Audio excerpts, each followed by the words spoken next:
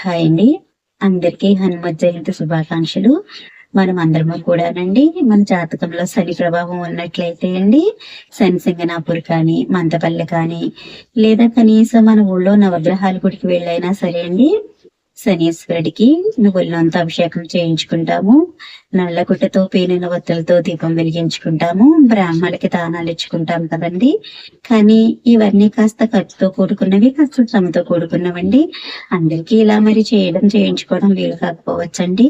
కానీ ఎవరైనా సరే అండి, వాళ్ళ జాతకంలో శనిదేవుని యొక్క వక్రదృష్టి పడకూడదు, శనిదేవుని వలన ఎటువంటి ఆటంకాలు, ఆపదలు, అపవాదులు రాకూడదు, మన జీవితం హాయిగా సుఖంగా సాఫీగా సాగాలి అనుకుంటే కనుక అండి, ప్రతి శనివారం కూడానండి మీకు అందుబాటులో ఉన్న హనుమంతుని గుడికి వెళ్ళండి. 7 ప్రదక్షిణలు చేసింది ఒక 5 నిమిషాలు కూర్చునండి.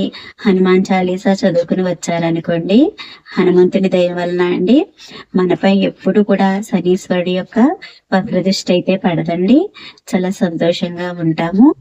ఒకవేళ ఇప్పుడేమి ఇటువంటి ఆటంకాలు వచ్చినా కూడానండి, వాటిని ధైర్యంగా ఎదుర్కొనే బలము మనకి హనుమంతుడు ఇచ్చి మనల్ని ముందుండి నడిపిస్తారండి ఆయన. అందువలన ఇది నేను సొంతంగా చెప్పట్లేదండి, పెద్దలు పండితుల నుంచి తెలుసుకున్న విషయమేంటి. నాకు కుదిరినప్పుడల్లా నేను కూడా పాటిస్తూ ఉంటాను. మీరందరూ కూడా తప్పకుండా పాటించి హనుమంతుల వారి ఆశీస్సులు పొందగలరు. రామ లక్ష్మణ్ జానకి జై బోలో హనుమానికి జయం. శుభం.